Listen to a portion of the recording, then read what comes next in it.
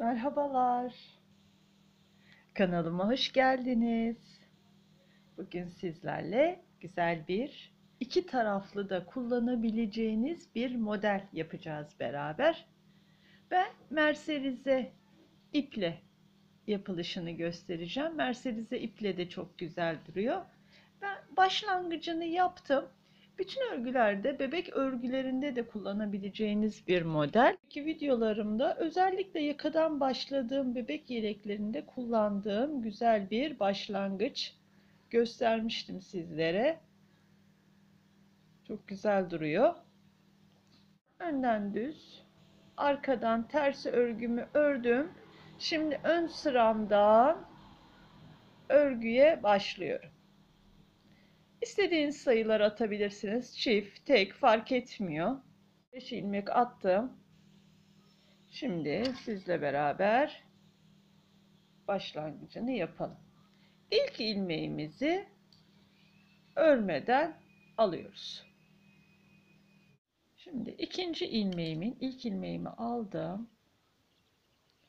İkinci ilmeğimin şöyle arasından bir tane ilmek çıkarttım ve uzattım.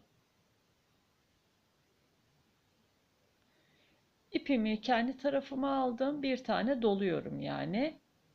Tekrar bu sefer ilmeğimin içinden çıkartıyorum. 3 ilmek oldu. Bir ilmekten 3 tane ilmek çıkarttım. Tekrar şimdi bakın yandaki boşluktan bir tane ilmek çıkartıyorum. Biraz uzatıyorum. İpimi kendi tarafıma alıyorum. Bir dolama yapıyorum burada. Ve ilmeği içinden tekrar bir tane ilmek çıkartıyorum ve şu anda 3 ilmeğim oldu. Bu sırada hep bu şekilde ilmeğimin şimdi de içinden 3 ilmek çıkarttım. Her ilmeğe bu işlemi uyguluyoruz. Bir yan tarafından alıyoruz. Bir tane doluyoruz. Bir tane yani 3 tane ilmek çıkartıyoruz.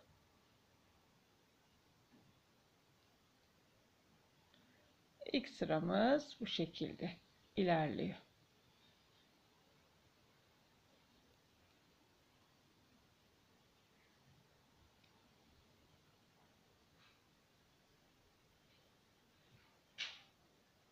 İlmekten 3 tane ilmek çıkarttım.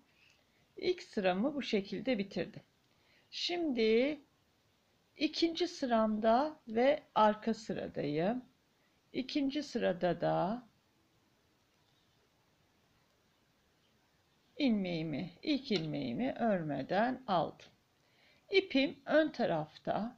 Şimdi şurada 3 tane ilmek toplamıştım.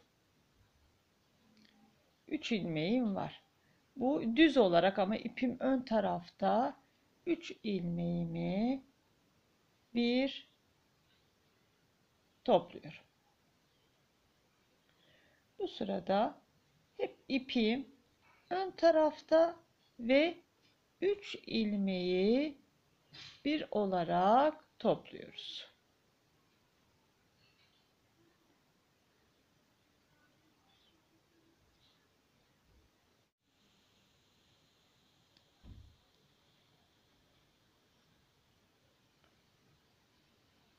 Bir, iki, üç.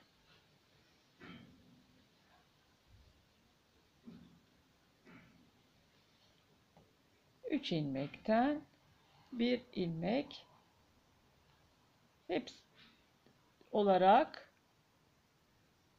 ilerliyoruz. 3 ilmekten bir ilmek. Arka sıramızda işlemimiz sadece bu.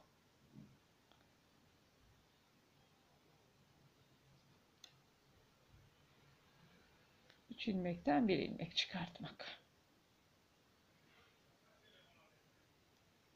Bitirdik.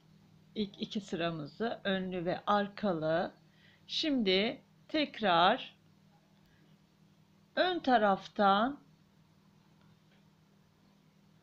ters örgü olarak ilerliyoruz. Hepsini ön taraftan ters örgü olarak örüyorum.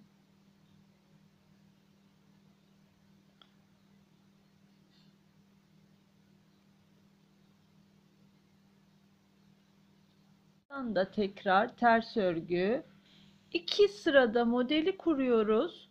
2 sırada önden ters, arkadan ters örgü olarak örüp tekrar modeli tekrarlıyoruz. Modelimiz iki taraflı kullanılabilen, ona siz karar verin. İki tarafta da çok güzel duran bir örgü modeli. Şimdi arka taraftayım. Arka tarafı da hepsini ters örgü olarak örüyorum. Modelimiz kendini göstermeye başladı. Şimdi tekrar ön sıradayız.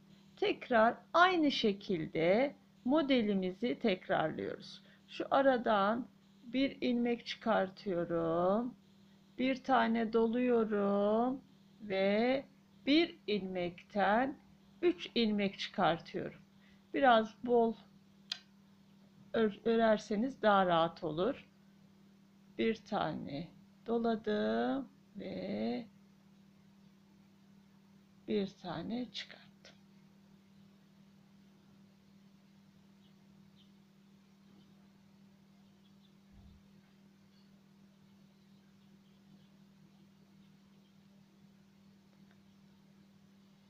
Aynı işlemi tekrarlıyoruz.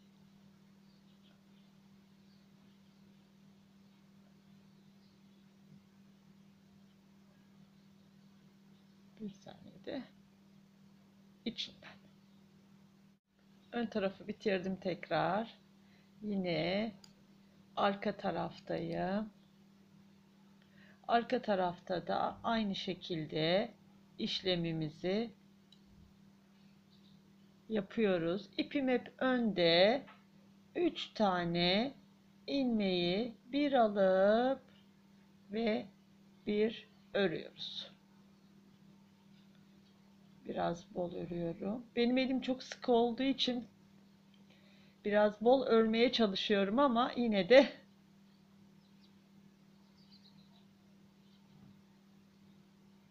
çok bol öremiyorum.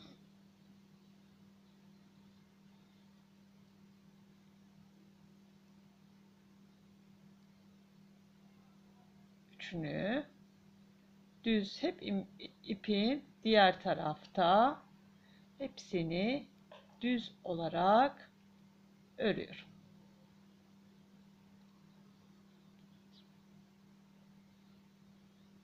Aynı ön sıradayız.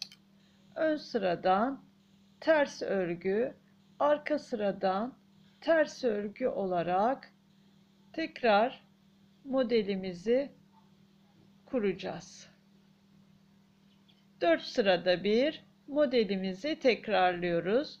Aralarda 2 sıra ters örgümüz var. 2 sırada modelimizi kuruyoruz. Bu şekilde ilerliyoruz.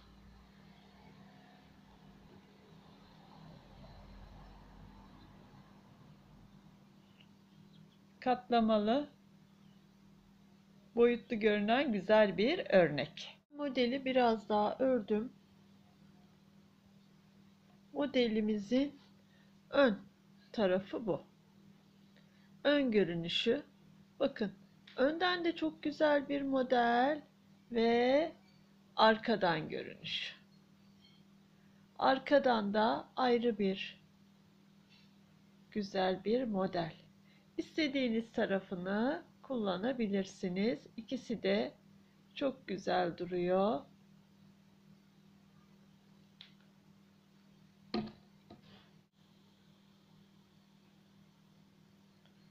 Burası da arka.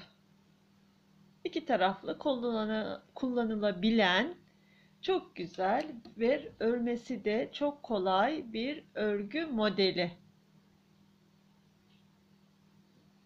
3 numaralı şişle ördüm. Daha kalın şişle biraz daha bol durabilecek bir model. Videoma geldiğiniz için çok teşekkür ederim.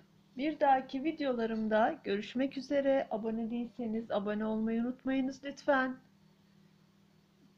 Bildirimleri de açarsanız bir dahaki videolarımdan haberdar olursunuz. Hoşça kalınız.